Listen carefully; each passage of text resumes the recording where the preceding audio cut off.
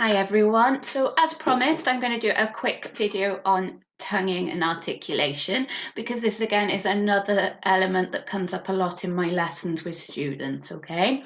So first of all, what is tonguing and articulation? So tonguing is how we separate the notes out with our tongue. Nice and simple, right? So it's the motion. Now, obviously, I'm exaggerating it because I want you to hear it on the camera. We want to be a lot more delicate. You want to imagine you're whispering.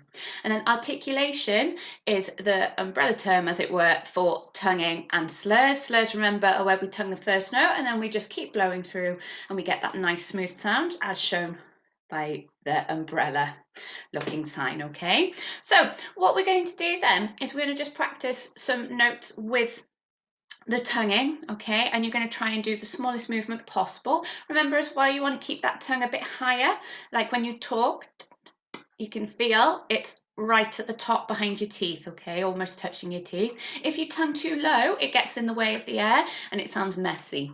So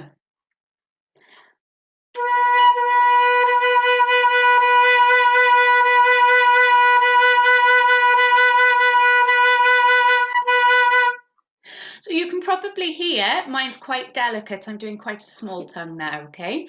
So now we're going to try just a few more notes.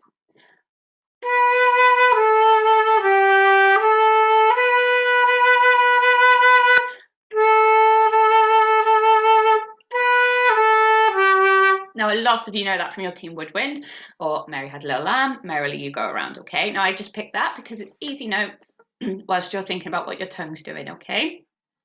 So when I'm playing then, I'm going to do the unflattering angle. I'm going, you can barely see it, right? If I can see your tongue, or if you can see your tongue, then you're tonguing too low, okay? And if I try to tongue too low,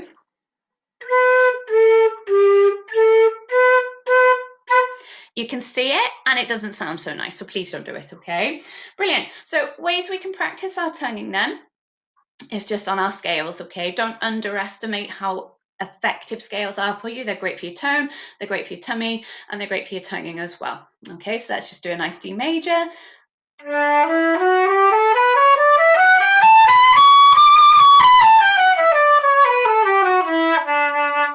Now you don't really want to hear the tongue, it's just separating the notes. We're not being fluffy. Last thing we want to be is fluffy, okay? Pick a different scale, try and think of ones that are nice and straightforward for you. So let's do F.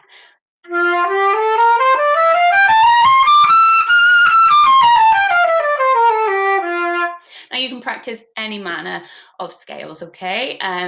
We've got our Peter Lucas Graft exercises for tonguing. We've also got obviously lots of treble Y. And like I say, you can just practice on your scales. Now, I'm going to briefly touch on double tonguing, which is something some of my students are touching on as you're pushing into about grade, depending on the piece, 5, 6, 7, okay? And it's a way that we can move our tongue quicker. Now, I described this to a student the other day as normal tonguing, so going it's like going like this, okay?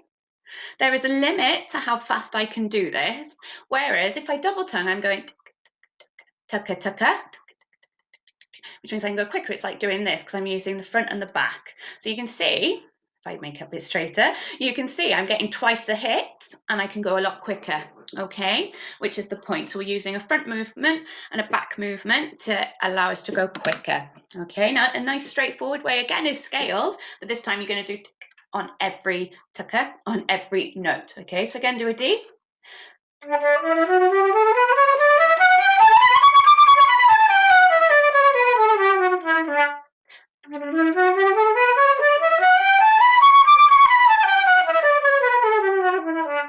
Now, the reason I did that twice is I listened to the first one. I went, well, the first one's okay.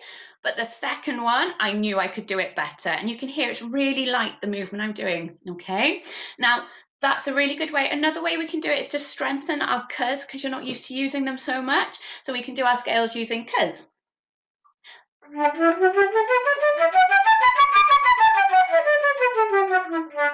Now you can hear it's not as nice as a ter, which is why we don't use it on its own, but when we put them together, it helps us, okay? So we can practice our scales like that. So let's do F again. That was the other one I chose.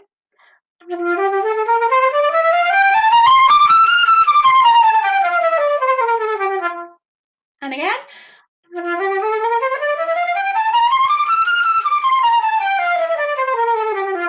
I'm not letting it get in the way. Okay, like I say, the smaller the movement you can make, the better everything is going to sound. We want to still have a big full sound, whatever we do. Okay, and then quickly, because I mentioned it at the start, remember a slur is when we tongue the first note, because we've got to start that nicely, and then we just push through and blow through the rest of the phrase. Okay, so again, might as well pick scales. Let's do a nice D major. So I'm going to tongue my first note and then push all the way.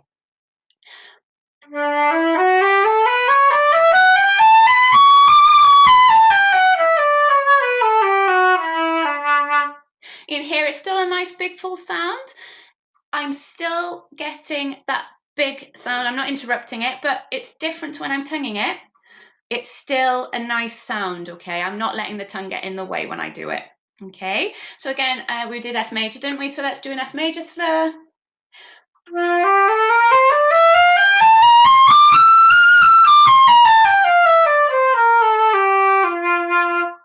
Okay, now remember, with everything we do, it's all about having the most beautiful sound that you can. There is no point as playing and being fluffy. We can always be better. Remember, if you went to go and see a professional flautist, you would be pretty mad if they were fluffy. Okay, I will do some more videos when I can, but I hope this has been helpful. Remember, drop me any comments if you want me to record any similar videos. I'm happy to do it.